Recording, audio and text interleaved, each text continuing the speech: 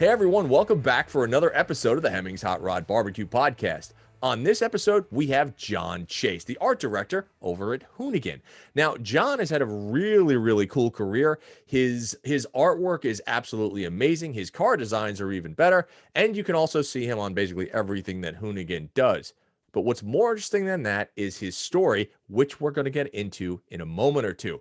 But before we do that, as you know, on every episode, we pick a vehicle from our very own Hemmings classifieds, of which we have 25 to 30,000 online classifieds, as well as our auction.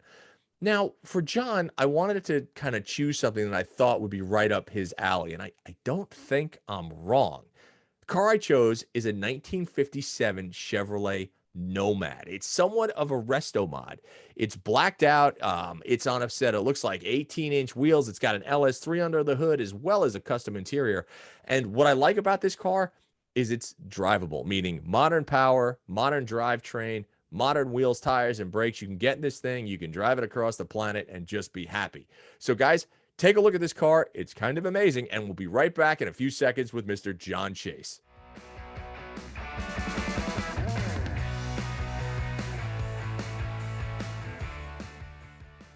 Hey everyone, we're back on the Hemmings Hot Rod Barbecue Podcast with Jon Chase, Hoonigan's art director, racer, extremely talented artist, car culture ambassador, maker of diecast cars. This guy has done just about everything. And aside from that, he is truly one of the nicest human beings, not just in car culture, but in the planet, on the whole planet. So There you go. I teed that up. Bam. Wow, you're way too kind, but you can keep going though. I would like to hear more. No, I'm just kidding. No, man, it's true, man. Yeah, it's true. You know, it's been I don't know. I've been pretty fortunate. I managed to just trip and fall into different things that worked out for me. So yeah, but I'm really stoked to be on the show. I'm really honored because, man, I'm not gonna lie. I used to watch a bunch of your stuff online way before we ever met. We just met recently, like 2 years ago at SEMA. Yeah, pretty much. Yeah, so I'm just stoked to be here and talking to you because it's kind of, for me, it's like, it's a big deal because your stuff and I watched it like, oh, this is cool. You can do this? Like, you're up there like one of the OGs of it, really. Think about dude, thanks, man. I truly appreciate that. And the only problem with doing it for so long is that everybody looks at you and they're like, yeah. Like if somebody calls you an OG, that means you're old. And I know the gray beard doesn't help, but yeah, no, dude, I appreciate that. Thank you. Here's the thing though, internet culture, I don't know if it really applies that much, because let's be honest, because you're anything over 3 or 4 years, you're basically a dinosaur in the internet world. So it's true. So you helped pave the way for a lot of people right now doing what they're doing. So I just want to say, awesome, thank you, dude. Yeah. I appreciate that. And it's good to have another bearded person with a massive full, and that beard is impressive. Thank you, but yours is really well groomed. But anyways, let's not talk about our beards. Yeah, it's kind of weird. So let's go into what you've done, because your career has been pretty amazing. Aside from being a very well-known and established artist, everything from doing portraits to airbrushing to illustration to being the art director at Hoonigan, and then having your cars in video games and designing cars for Maisto. Is that how you say it? Is it Maisto? Yeah, it was Maisto. Yeah, Maisto. People will say either way. It's fine. Is what it is. Yeah. But then also having your car, your Tri-5 by Fire into an actual Hot Wheels car. You are truly doing things and experiencing things. And obviously the Hoonigan, the Media Machine, with all the videos that you've been in, you are living the life and doing things that are truly a car guy's and car individuals just dream. So how did you get into this, Jon? Because I don't know how many people actually know your backstory, but I find it absolutely fascinating. Oh, well, thank you. Everyone else, you can just, scrub to the end of this because you're probably going to fall asleep. So anyways, no, thank you. I don't really look at it that way. I really don't. It's kind of weird when people say it to me like, oh, I guess I'm just living in it right now. I don't really stop to notice it. I probably should stop and notice a little more often. We're working at a place that we're really, really fortunate. We get to hang out with cars and do stuff with cars and just be goofballs and idiots with cars pretty much. So yeah, it's definitely rare. I will tell you one thing. My wife, when people ask my wife, what does your husband do? And she's like, I don't know. Yeah. I don't even. She stopped. She stopped trying to answer. Like, I don't know. Just Right. Yeah. go find those things and you can watch and see it for yourself. But how I got started is kind of, I don't know. I was thinking about it this morning, right before this call. I'm like, okay, I guess we'll talk about this. Cause yeah. I haven't had that many jobs really in my life. So I was really kind of like, I started at Jack in the Box, like at 16. I'm just gonna give you a real quick overview, right? Yeah. Got enough money to work to get my insurance for this car. Cause this is my first car. This is my Is it really? Yeah, this is my first car. So this June will be 32 years. This is it. Wow. Really? So yeah, man. All the memories in this car. All the memories. So that car is never leaving. That's the one that's forever. This is my number one car no matter what. Like I almost sold it 3 years ago, just because I wasn't driving it anymore. I'm like, all right, whatever. And then I started driving it. I'm like, oh, this is really fun. I mean, it's a cruiser car, but hey, whatever. Anyway, so I got enough insurance or enough money to get my insurance so I could drive this. And then I went to go work at the movie theater because I thought it'd be fun. Became a projectionist because I was really task oriented, which is kind of odd for a lot of artists. They're not really capable of like staying really focused on a task and being like, because you're starting movies and stuff like that, whatever, and breaking down films, assembling films. Anyways, boring stuff. And then I wanted to get out of that because I'm like, well, you really can't go in there for 4 years. So I ended up working, of all places, industrial rubber company. So I started as a driver delivering Goodyear products. So like hydraulic hose, water hose, concrete hose, whatever. So as a driver, became an assembler. So I started assembling those hose assemblies, whatever. And then eventually became an inside sales guy, then an outside sales guy. And the whole time I was doing my artwork. And back then I thought I was doing a lot of art because I do one piece a month. And I was like, whoa. So I was, that's big. Yeah, I would do 12 things a year. If I was lucky, like, whoa, check out my huge, collection of artwork this year. And I never really thought anything of it because at the time, no one I knew was making any money doing art. I had a bunch of friends who were artists and then they never were doing it. Like everyone was starting out. So I still had my job at the industrial rubber company here in Corona, which I worked at for 8 years. And then I reconnected some friends in the graffiti world. And one of them was my buddy, Max Gramajo. And he started working for Travis Barker of Blink 182. And then at the time, Travis was in Corona still. And so was Famous Stars and Straps. So he's like, you should really get into this. I think you could do this. I'm like, oh, okay. So I sat in my cubicle at my day job and go, hey, I'm going to give myself 1 calendar year. If I can get into this industry, I will go for it. If I don't, I'll just sit in this cubicle and I will sell industrial rubber products forever or until something else changes, right? Okay. So here's what I was doing. I would go work my 50 hours a week at my day job. And at night I would go hang out with my buddy, Max. I would just watch him, what he was doing. And then just seeing how things worked. And I started getting into the programs. And I was learning Photoshop by watching online videos. So that's my Friday and Saturday night. I didn't have a girlfriend at the time. Surprisingly, shocking, selling rubber hose.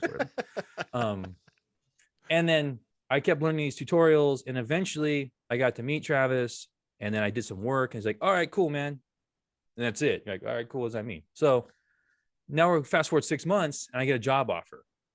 So I'm like, all right, I'm going to take it. So I go to my employer. So Travis gave you a job offer.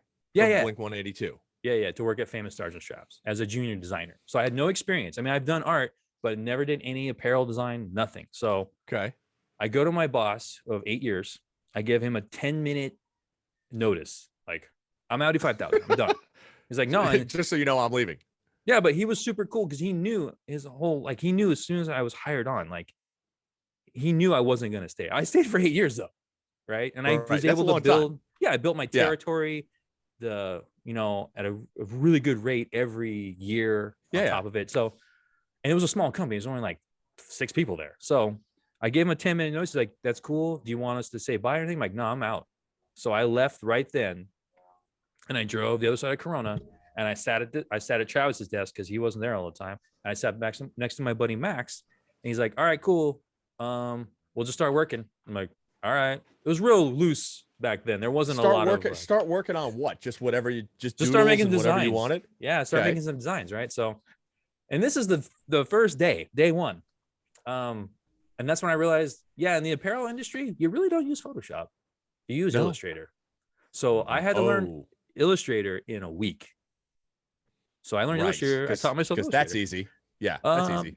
Yeah, but I did it, and that's pretty much what I use 99% of the time to this day. And it's been 18 years now I've been in this industry. So that's how I got into the clothing world. I worked there from a junior designer to the senior designer to brand manager of the company, and eventually left right at the beginning of 2008. I was super fried. I didn't even know what was going on with the economy or nothing. I did right. So that was the perfect time to leave. Like the economy crashes and you're like, you know what? I think I'm going to start something new. This is a great idea. So I left. It was super stressful position to be at, but the company went from, I was employee number 8 when I left. There was 100 people working there, and it was massive. They had a huge building, and like just we said yes to everything, and I learned so much. So I designed watches, sunglasses, vintage, like not vintage, but denim. Like I started getting the shoe design, but then I left because it was just such a fast lifestyle. And if you're not, I just wasn't built for it anymore. I was just like, and at that point, I started really late in my career. I started like 30. So like I made a total change. I took a big pay cut to go work there. Eventually I made up that and beyond, which was great. Sure. So I decided, hey, I'm going to leave. I started freelancing for a little bit, which at that time, anyone who remembers 2008, probably not the best time. It wasn't a lot going on. Yeah, probably not. Yeah, no. Yeah. So that was a tough time for me, but work through it. And then eventually wanted to get into something different. So I had friends that worked in the diecast industry. I hit them up, and then I went to go work at Maisto in Fontana. I worked there for 4 years. And actually, in that time I was freelancing, I started my own brand. It was called DSTROYR. Yeah, sure. I remember DSTROYR. You remember DSTROYR? Absolutely. Yeah. So here's the deal. So I was on the East Coast, right? Because I did the same thing. Like I was a web designer for an investment bank for 12 years. Never knew that. Absolutely. Oh yeah, I was an investment banker for Citibank in Lower Manhattan for 12 years. And then it was the same thing in 2008. I was like, you know what? I think I'm going to quit my job because I don't want to do this anymore. I want to play with cars for a living. Not the best time to start a company. Not the best time. And I actually started a company called Mr. Angry Incorporated, which was an apparel company. Not knowing anything. Okay. I didn't know that was you. Yeah. I don't know why I didn't know you. So that was, I started that back in 2008, not knowing anything about apparel at all or art. I could draw a stick figure. That's about it. But I had ideas in my head and I'm like, nah, I can make it go with this. Yeah. And then it was cars and everything else and blah, blah, blah, blah. But yeah, I started a little later in life, changing careers as well. But when you started this, were you like when DSTROYR came out? I remember seeing DSTROYR because on the East Coast, we would look at everybody on the West Coast and be like, God, these guys have it so good. Like I was living in Queens, taking the subway every day, and you guys were out playing in the desert and drifting, and it was everything that happened in automotive culture was in Southern California. And I was like, one day I will move to that place. And I'm in Northern California, but I still made it here. But I remembered that brand. That is amazing. That's so great. Wow. Yeah, I started that as 2008, right after I quit Famous. And it was really weird because I was so fried out from that company just because it was such a fast-paced lifestyle. Like, I would get a phone call. Hey, you need to be on a plane in 3 hours. Where am I going? Yeah, you're gonna be in Kentucky. You're gonna join dude on tour. And I would literally design in the tour bus, and I can't sleep while the bus is rolling. So I would just stay up all night, and then I'd sleep for 2 hours and then get right back to it. So, but I would just go, and I wouldn't know when I'd come back. I mean, my girlfriend at the time, who's now my wife, would be like, when you come back? I don't know, 2 weeks. I don't know. Wow. So it was kind of a rough lifestyle at that point. But, anyway, so I started DSTROYR in 2008 just as like a design thing for me to like try something else because I got so wrapped up. That was my first design gig. And I'm very much a company like person. Like I become like part of it. I definitely becomes my fabric, right? That's just who I am. And sometimes it can backfire because I felt like I have no identity in my design world. So I decided DSTROYR as just a design like therapy kind of thing for me. Like just do whatever I want to do. Just for you. Yeah. This was Jon Chase just putting out thoughts and ideas. Yeah. And it wasn't going to be what it was. I was like, I don't want to do apparel company. That's a lot of work. Well, next thing you know, like that's my buddy Max told me, once you get in this industry, you'll probably stay in it forever because you just, that's just what you do. So gets in you. Sure. Yeah. So I started it and it just got to grow on its own. But it was weird because I am historically or traditionally and be like, I'm into like muscle cars and vintage classic automobiles, Yeah. So I got really embraced in the grassroots drifting community out here. So like, it was kind of interesting. Like I would go to like Route 66 and go sell stuff and people like, oh, where you been hanging out this whole time? Like, oh, it was a bunch of drift kids. Like, what? That makes no Right. sense. Does not Right. compute at all. But I think because it was different, it wasn't trying to be like clutch kick. It wasn't trying to cater to that automotive, like to that segment, to like that part of the world. It wasn't catering strictly to drifting. So I think that's why it was accepted. And I met like so many people, like my buddy Ryan Literal. I met him when he was super young, driving R32 at Adams Motorsports Park, and Yep. Odie Bach Cheese, like, and everyone else. I mean, I did stuff for Vaughn. Like when Vaughn signed from Monster Energy, they called me, go, hey, we want you to design for him. Like, cool. And then K&N out here printed it. I went to the Fantasy Factory for when they revealed it, when he signed. So it was kind of crazy, dude. And then did you realize the impact of that? Did you realize exactly what the status of these individuals, like, for you start working for Travis, and then all of a sudden you're doing stuff for Vaughn, and now you're doing other stuff. Like, did you realize at the time what kind of impact that was going to have, and like who you were working for and the impact that they were all having on car culture? Or was it still then very, very new, so to speak, meaning these personalities weren't that established yet? I mean, Travis, yes, and stuff, but like, like Vaughn and stuff like that, he was just getting into the game. I mean, he had been drifting for a while still. I mean, before I even got to Vaughn, I actually did stuff for Chris Forsberg and Drift Alliance. So like Chris Forsberg, I did a shirt. I think he wore it in the last Drift Alliance video when that came out. Actually, I'm not even keeping up on stuff anymore. I feel bad now. But so I was doing stuff for them. And I mean, I don't know. It was just exciting because I was doing my own company on my own terms. And it was like, I was the art guy. I was a salesperson. I was the dude who like was a team manager. Right. Which was really difficult. You were everything. Yeah. I was customer service. I was still packing orders at that time until I got some help. I partnered with my screen printer and like they kind of worked that out so they could help take on that. Yeah. But that, and I kept going into the point where I got to be like, let's see, Forza contacted me. This is for Forza 4, I think.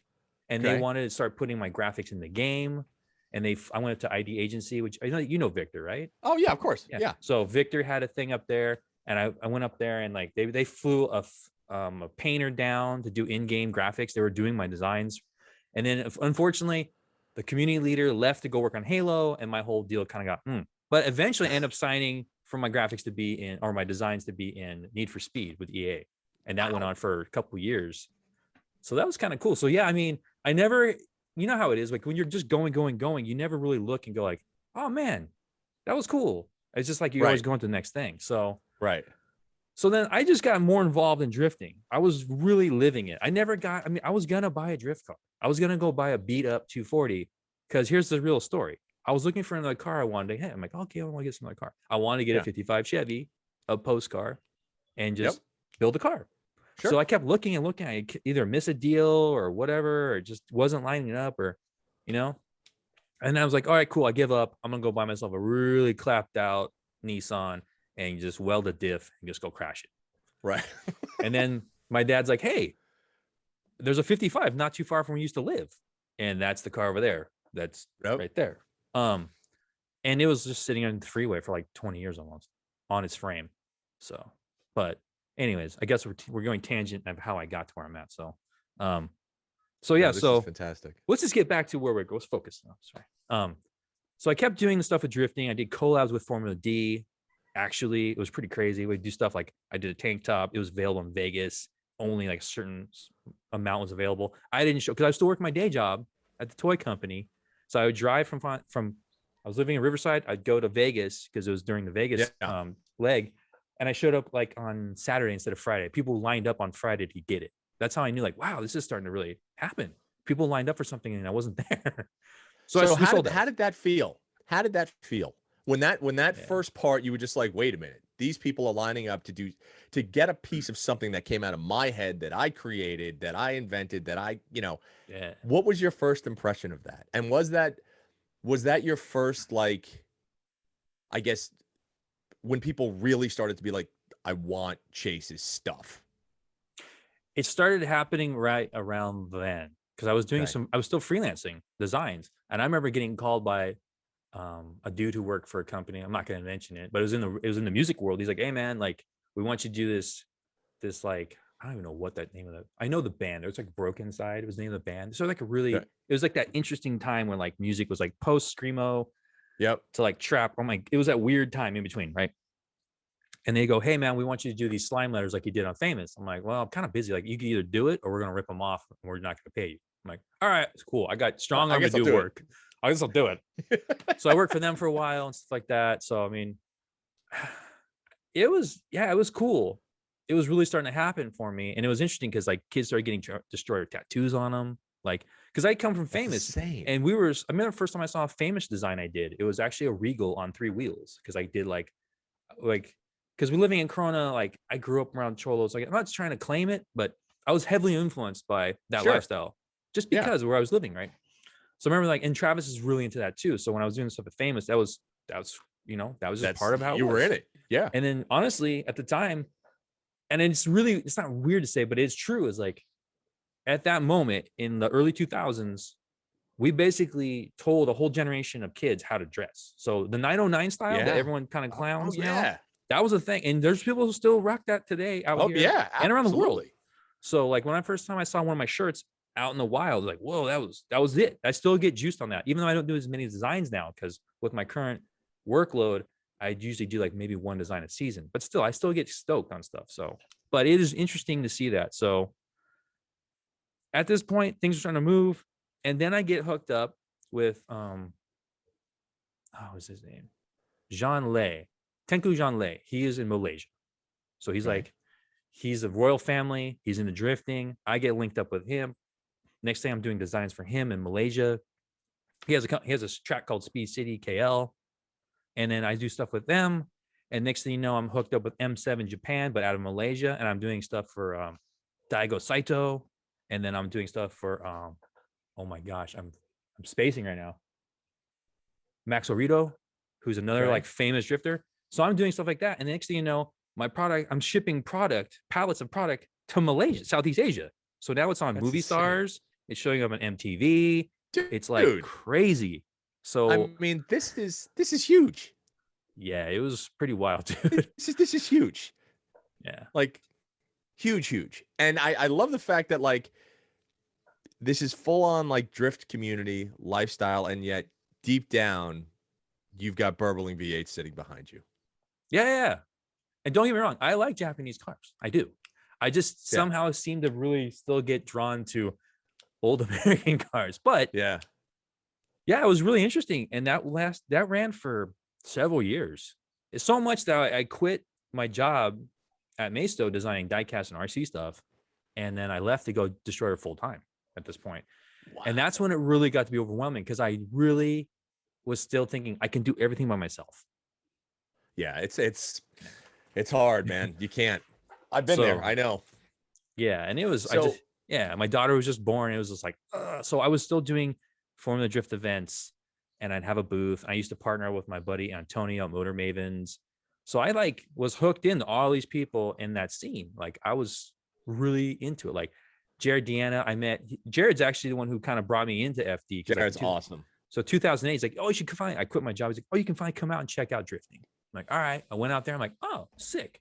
Because I already knew people in the space that was already kind of working in there a little bit. So that's how I got hooked. And I just kept hanging out there. And yeah, man. And then that's how I met Scotto, who is co-owner of Hoonigan, is that they had their first actual booth at FD that year in Long Beach. And that's how Jared introduced us. And mine was up in front and theirs was way in the back. They had like typical Hoonigan style, like what's this this humongous set piece, right? It was like out of just like 10, you're probably gonna get tetanus from it. But anyways, so that's how we got introduced. And then every show after that, Scotto, we'd be at the same shows and he would check in on me and stuff like that. So that's kind of how it all worked out. So gosh, what year was that? I mean, it was 11, 12. I was going to say 2011, 2012. It had to be, right? Yeah, because Hoonigan kicked off in 2011 in November. Yeah. So it was 2012. So we kept tabs on each other. Like he would stop by and talk to me because he would just get kind of bored of hanging out at the events. Yeah. So he would come out and see what I got going on, and I'd see him at like Auto Enthusiast Day at Anaheim Stadium. Yep. And we just do that for a while, and eventually, I think it was actually. Is either FD or it's it's Auto Enthusiast Day at Anaheim Stadium.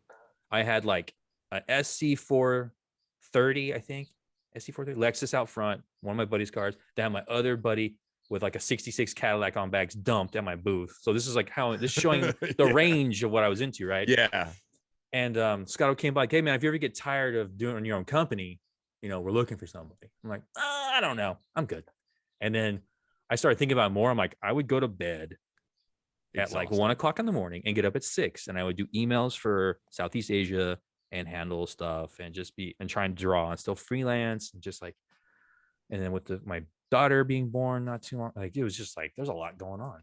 Yeah. And it's hard to do stuff. And it was just like, and you're one guy. Yeah, still one guy, which is, everyone never tells you, hey, when you run your own company, it's so much fun. Like it can be, but it's a lot of work. I mean, I ran my own company for 12 years, and it's like, and everybody's like, well, how did you do it? I'm like, well, there's no sleep at all. Like that, just throw that out the window. And I was like, you throw 25 to 30 things against the wall every month, and you'd hope maybe 1 or 2 of them would stick. Right. And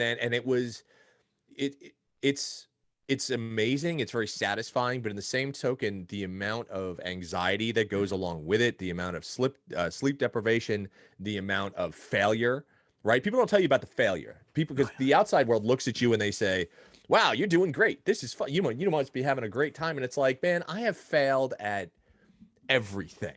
Like if I ever had any success, it's because I failed 1,000 times before that. And that's what people don't seem to tell you. And they also don't tell you about the work. Mm-hmm. The physical, just amount of work that you have to go through. So, I mean, the fact that you've done all these amazing things. You were at Maisto, then you were doing DSTROYR and then you worked for Travis, and you did work for Vaughn. Like you've helped create this portion of car culture from, I want to say, kind of the mid 2000s up until now. Your stamp is on there. Like do you ever think about that? Like, no, do you ever think about like, no, you really should, because I think that there are so many people in this industry that don't think about that. And I think it's important to understand how much your look, your style, your feel, your art, your designs have influenced automotive culture over the last, say, almost 20 years. That's big, dude. That is a big, big thing. So, man, I didn't think about that. Take a look back every now and then, dude, because that's friggin' cool. I mean, not a lot of, and well, think about it, because I mean, people who are in this industry, and it's difficult because we hop. We do a lot of jumping over our careers, right? And you start out here, and then you're doing this, and then you're doing that. Okay, I'm going to try to start my own company, and I'm going to write for this magazine. I'm going to film a video for that magazine.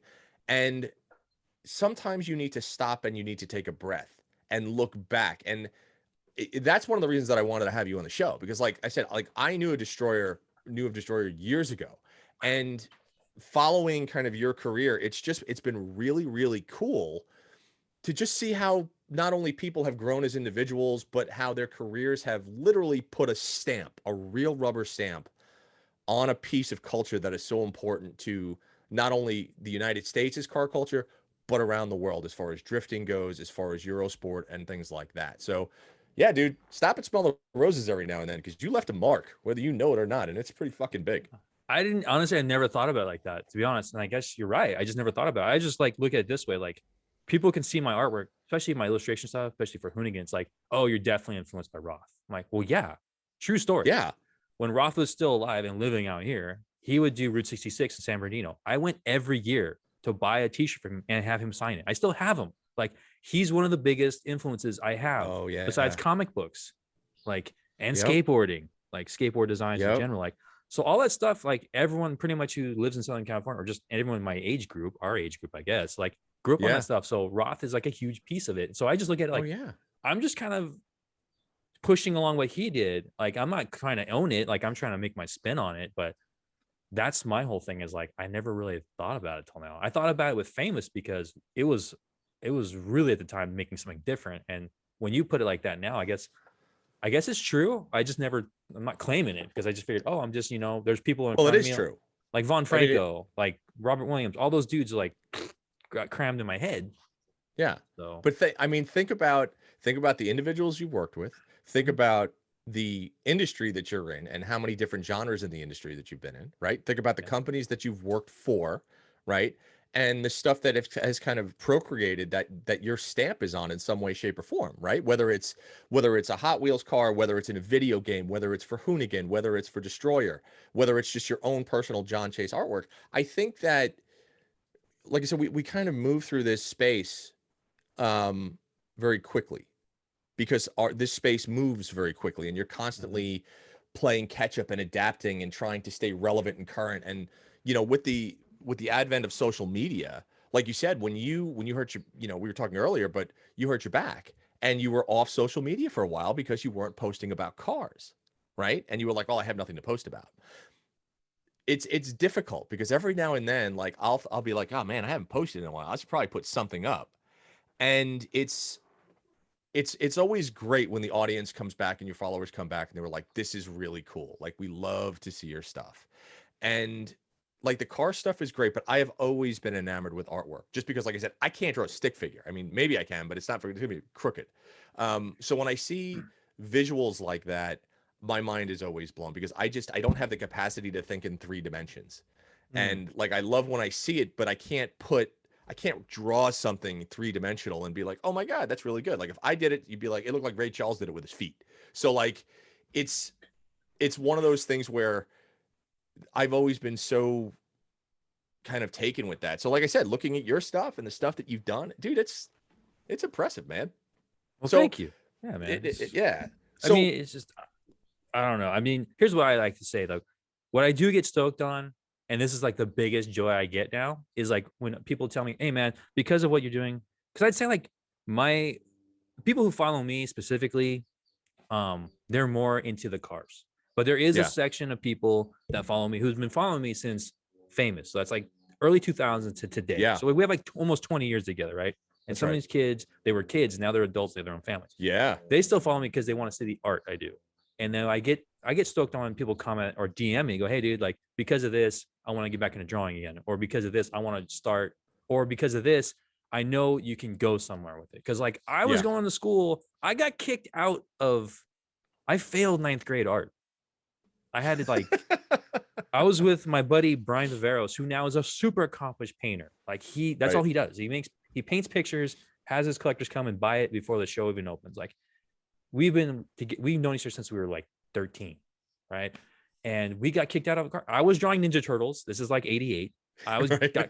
he was drawing wrestlers, WWF wrestlers, right? Right. And Right. our teacher's like, you guys are never gonna get anywhere in the world drawing that trash. I got so mad. I got so hurt. I'm like, screw you. So I failed Yeah. art. And then I went to junior college doing drafting. And I'm like, this is boring. If you like that whole commercial, if you like art, you'll like drafting. That's not the case. No. There's people who love it and they're passionate about it. And that's great. I just couldn't get into it. So I went and did junior college and I ended up not going because I didn't want to draw still lifes, which I feel bad now because knowing what I know now, I should have done it because now I paint still lifes. But it took me all these years later to do it. Right. Right.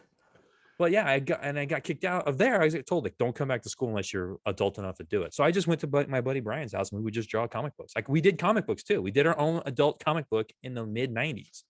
We sold at like comic book stores. And Right. we had conventions. Like it was crazy. Like, so we have done a lot of stuff. And I think about, so I've done comic books, clothes, designed parts for cars, Diecast, video games. It's been pretty quick. Yeah, I guess so. I just never really think about it. I never think about it. Every now and then you probably should. Just throwing that out there to, I think so. Let me ask you this from a career. What do you look for? Like, are there certain things that will like spark an idea in you? Like you could be driving or you could be walking and see something and be like, ooh, I think I have like, what gets the juices kind of flowing from an artistic standpoint? So initially, when you're doing it for fun, you're like, oh, I'm just, going with the flow, man, whenever I feel like inspired. But when you become professional at it, those days are done. You have to have a whole log of things in the back of your brain. So for me, the longest time was just, it was like, you want to have a sketchbook. I always have a sketchbook on me. So if I have ideas, I can throw them down real quick. But as you get more into this, you use other tools. So I've been using Evernote, which this is super nerdy, but I use Evernote. I'm using it for 10 years now. And I had a file called of just my crazy ideas and everything I hit, I would just write it down in there. And then sometimes when I'll go call on those ideas And then I know exactly what it's going to look like when it's done. Like it's already done in my head. Right. And then some days, like the last couple things I made videos on my Instagram were like, they weren't that way. Like I had to draw a ton of stuff and get it worked through, which is good because a lot of people on social want to show you the finished item and it's perfect.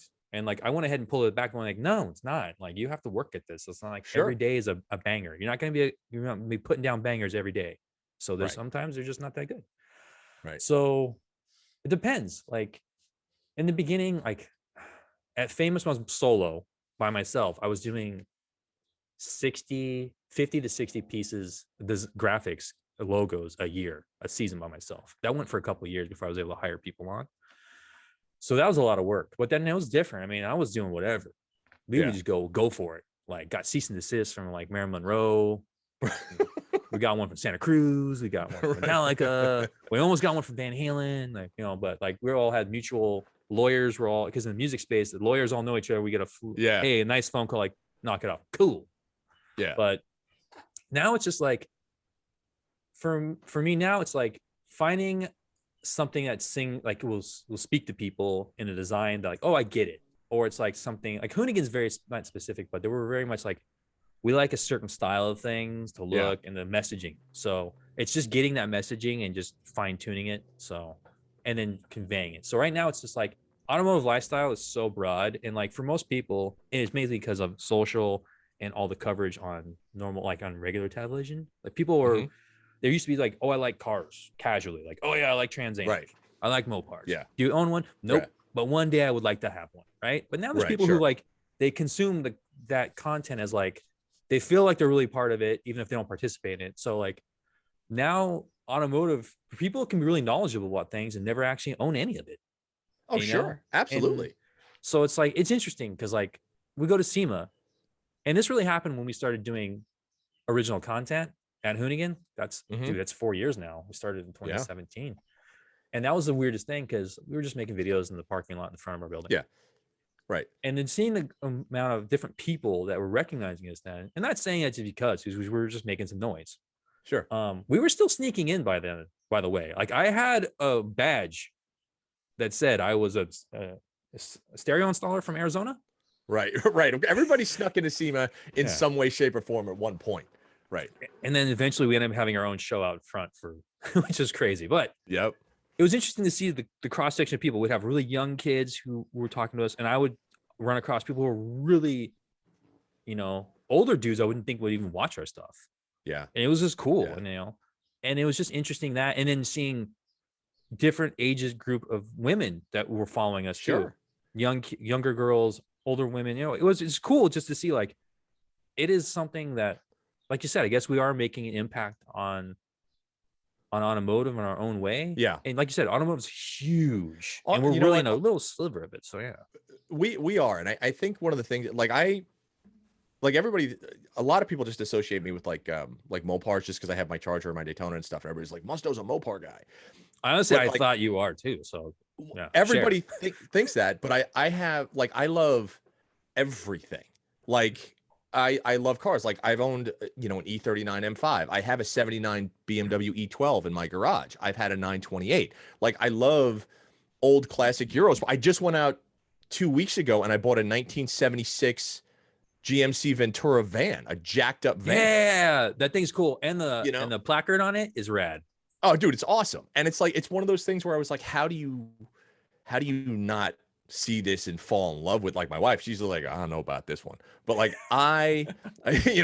for me, I think there are so many different aspects of car culture that you can dive into, and to be pigeonholed in one kind of section is somewhat unfortunate. So I've tried to entrench myself in so many different facets, whether it's, I've been a licensed road course instructor for 15 years, going on almost 20 years now. And it's just, I think you need to do that. You need to experience everything. It's like food, right? You might not like a lot of stuff, but if you don't try something, you're never going to know, right? If you don't dip your toe in the water or take that little first bite, you are never going to know whether you like it or not. So like, go to a drift event, go to a drag racing event, go to a road course event, take a weekend and go to King of the Hammers and see what it's like, to get dirty and get filthy. go to the burn yard, see what it's like to be covered in tire smoke and rubber. Like there are so many things that people fail to do that I think is really, really necessary if you want to be entrenched in this life, because viewing it online and kind of talking about it is one thing, but when you put yourself there physically, it changes the game, you know. So I think that, like I said, for what you've done throughout your career, and I know it's probably really just kind of still getting started, even though you've been doing it for almost 20 years. It's pretty cool. So let me ask you this. So how old is your daughter, if you don't mind me asking? Penelope is 7.5, and she's fully like a teenager already. So yeah, she beats up my son Gunnar, who's 10. It's kind of bad, but we always tell him, don't hit your sister. So do your kids affect the way that you look at culture? Do they affect the way that you design? Do they give you ideas by, and things that they do? Well, yeah, of course. You when you have kids, you're soon as my son was born, I knew my life had changed. Soon as my daughter was born, soon as I saw her, the split second, my whole life, I saw myself get older. She grew up, she moved out, she got married, I died, like within a split second. I'm like, so that's what I saw. So it's like, so yeah, I mean, like I like exposing them to that, to what I do. And I think it's because they don't like, oh, dad, just a video like on YouTube or whatever. Cause like, but I show them, like my daughter, when she was really young, she would come out and work on the 55. Like Gunnar would work on his car, his 72 GMC Sprint, which is out in the back. Wow. So like they were really into it, and then they're kind of not. So it's kind of like how I was, because I wasn't always in the cars. Like I had this, and I was like, oh, cool, I'm just gonna go skating, whatever. And it wasn't until, and this is a true story, it wasn't until I hung out with my buddy Mike Bourne and my buddy Matt Eldridge. Matt had a 64 Chevelle small block in it, 400, whatever, 456 gears, because that's what you need to do, go around town. Of course, yeah. So we were cruising around, and this dude starts ripping the streets up. And I remember we were like somewhere in Corona, and he's getting second gear, and we're out of shape. I'm like, we're gonna hit this parked car. And I go, this is awesome. So I instantly like turned it on. Next thing you know, I'm like putting exhaust on this, then putting a cam in it, and putting like just going for it on my limited budget working at the time. But still, like, yeah, I mean, I want them to see that. So like I took Penny, like I took her to the burn yard. I mean, obviously because of what happened last year, there wasn't any. We had one in February. Right. I think she went to that with us. I think she did. But I took them both. Gunnar was like, he just wants to see exotics. He's in love with Lambo. Anything super bougie and expensive, he's like, oh, Lambo, sick. Love it. Right. I took Penny, and she sat on the front of the wall, and she was just like taking in the smoke and the sound, and she had her ear protection on. She's like, oh, I go, you like this? She's like, yeah. She's that kid. She's the one who's going to do that. She's the one who's going to steal the car and probably go do burnouts or something in it, right? So yeah, so like I like sharing that with them. And then, it's cool seeing other kids, like I was saying before, like the net's really wide. And I'm really proud of how Hoonigan has really, we've thought about like, hey, like so much automotive, like besides obviously like there's drifting, there's drag racing, there's classics, there's modern stuff, there's like off-road. Like we like to have it because like everyone on the show or in the company has something they're into. Unless you're Scotto, and that's pretty much everything that has 4 wheels and maybe even 3 wheels. Who knows? You might be in the tricycles for all I know. But like we all have our thing. So people will be like, yeah, this dude likes Japanese cars, or he only likes drifting, or this guy likes off-road stuff, or whatever. So like we kind of have everything there. And it's really makes it, I'm really stoked on. I know we're all proud of it at Hoonigan, just because people can come in and feel like you can find a place for you. That's what's cool. Because like other places, like, nah, you're not cool enough. Right. Or you don't like what we like. Or I know. Yeah, I've been down that road. And at the end of the day, I mean, I feel like if you're that hardcore in the cars, you're probably a nerd deep down. You might be hiding it, but you're pretty nerdy if you're that much into it, right? And which is fine, because like most tattoo artists I know, super nerdy, collect toys and stuff like that, whatever.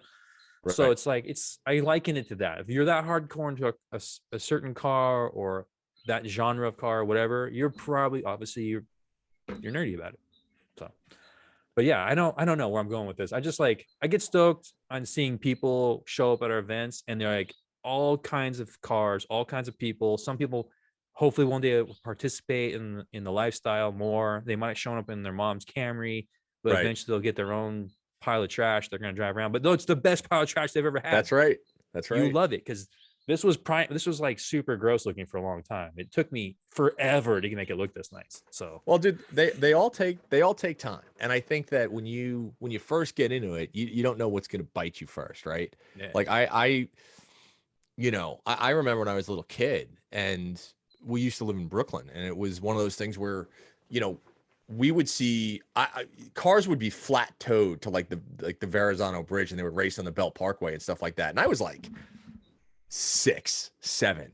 And like I grew up and you would see like raked out 72 Novas like driving down the street with side pipes and Kragers and all sorts of zoomies coming out of the hood and everything like that. Hmm. And but they all had rust. They were all banged up because it was Brooklyn, it was New York, and they parked on the street. But my God, the noises and you would hear the exhaust like resonating off the concrete buildings and stuff like that. And that's kind of the memories that I have as a child, and they just kind of stuck with me, which is kind of why I like what I like now. But I think that what you've done at Hoonigan and just throughout your career is you've been able to rubber stamp a lot of stuff.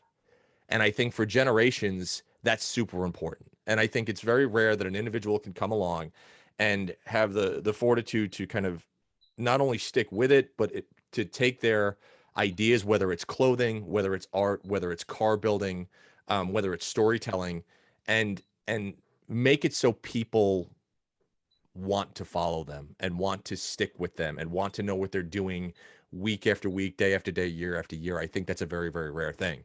So, and I honestly, dude, I think you're killing it. So, Well, thank you. I think it's great. It's really great. You guys at Hoonigan are just destroying it. So let me ask you this, because I know we're coming up on, my God, an hour already, which is insane. Where can everybody, well, let me ask you this. What's next? What are you working on now? Oh man. Um I've been tasked to project where the company will be in the next 3 to 5 years. So that's a big sitting and writing a lot of ideas Mhm. down and thinking. So that's my next big project for me. That's super big, high level thing I have to figure Mhm. out. I mean, I think like everybody else, we're just looking forward to COVID being, we're all done Mhm. with it, obviously. Like Yeah. I personally cannot wait till Fontana, that's my local track. I can't wait to get back to it's open because I want to drive Yep. 55, slip out my street tires, put my slicks on, race and drive home. Yep. That's what I'm looking forward to. Um, I mean, I did a couple of cruises over like last summer, and it was just like, it Yeah. wasn't. I did it, stayed away from everybody, but it just wasn't this. It was cool hanging with my buddy Mike, so like getting his car out, stuff like that. But just want to go Sure. racing again. So really, so professionally, that big project, continuing to help foster the design team at Hoonigan, because we have a couple really talented people there that I'm getting stoked on Yep. like helping them grow more. Like, Yeah. I guess it's like that really happened over Christmas. I started thinking like, you know what? I've been doing this a long time, and like it needs the next group of guys, people, whoever needs to come up and like gotta push them up next. So like really trying to help get them going also. So right now that's pretty much it. Like help the design team internally grow, do that high level stuff, get back to racing. Hopefully my back gets better. I can actually work on Yep. cars because that's been kind of bugging me for like 4 months now. But yeah, that's it. I mean, kind of like everybody else, just go outside and go enjoy cars and have fun. I mean, go see people, do an event, go to like, I want to go to Pomona. Is Pomona even open? I don't even think Pomona's open yet. Yeah, okay, because So that's a big thing. I want to go there and go sell some more parts. yeah. That's what I want to do. Make some more space. Oh, yeah, I know that feeling. Yeah, I really know that feeling. Well, all right. Well, dude, where can everybody find you? Where can they find you on Instagram, on Facebook, on YouTube? Where should they Just look? it's easiest to find me on Instagram. It's just jchase7452, and that's where you'll see me talk about art, movies, music, car stuff. Yeah, cars, I guess. Yeah, cars. And then just kind of see what kind of adventures we get in. And then on YouTube at the Hoonigans is the main channel, and then you could just drill down for days, weeks, months, years through the content we've made over the years, like spread across different Yep. channels. So yeah, that's it. Like I think I'll be back to filming. I haven't actually been on camera for quite a while. Like the last thing I was on camera with was Unicorn versus the World, where Ken Block Yep. and his Yep. twin turbo 65 Mustang raced a bunch of different people. Destroyed everything. Yep. Dude, that was wild. Like we didn't know. Like we knew the car was fast, but we didn't know. Dude, it was it's that fast. It's fast. Stupid fast. Oh yeah, and the Motec engineer shows up and make it faster. It's crazy, like how dialed that car is. But it makes you have a new appreciation for, like, if you watch a Gymkhana film or any film where Ken's driving that car, you go like, that thing is really capable of ripping, like ripping hard. Like he already can rip hard, but now you can get an idea of how fast it is. But so soon I'll be going back to filming with This Versus That, which is like our drag racing show where we just pit different cars against that shouldn't never actually race each other against each other. Dude, I need to come on that show when my Daytona's done. Yeah, dude, you should. That'd because be rad. that thing will have like 900 horsepower by the time it's done. And we'll put you up against like a Tesla that's super modified. Watch. Perfect. Or like a lawnmower race, like a lawnmower race. You never know. Like that's what we'll put you up against. But yeah, I mean, that would be rad to have you come on. That'd be cool. So that's pretty much it, dude. Like, yeah, I mean, I'm just gonna keep on keeping on making designs, keep doing what we're doing. Dude, well, that's awesome. So John, thank you so much for coming on the Hot Rod Barbecue. It has been, I love having conversations with people that I love having conversations in general, but just, again, following kind of your career, following your artwork, following all the stuff you've done with cars. Thank you for taking an hour out of your day and spending it with us. And we'll have you back, I think, sooner rather than later, because I want to continue talking about other stuff. Awesome, dude. Well, thank you. And once again, I'm honored to be here, Mike, because, dude, seriously, all that stuff you did, man, that stuff was inspirational. Like, I just watched the one where you're driving that T. And you're driving in the passenger seat. Oh yeah, that's something that I miss. There's going to be a point where I need to go back to that and start storytelling again and get my ass back in just normal other people's stuff and bringing their stories out, because that's what I love to do. So yeah, hopefully that'll be sooner rather than later, man, because I need to do it. I just awesome. I need to do that. So but all right, very good, John. Listen, we will talk to you very shortly. And again, thank you for coming on. Thank you, man. Thanks for listening, folks. And again, please subscribe to the Hot Rod Barbecue podcast. If you're on Spotify, check us out there. Subscribe to it on iTunes. And if you are going to go to YouTube, make sure you go to the Hot Rod Barbecue podcast and hit that subscribe button, and we'll come to you every week.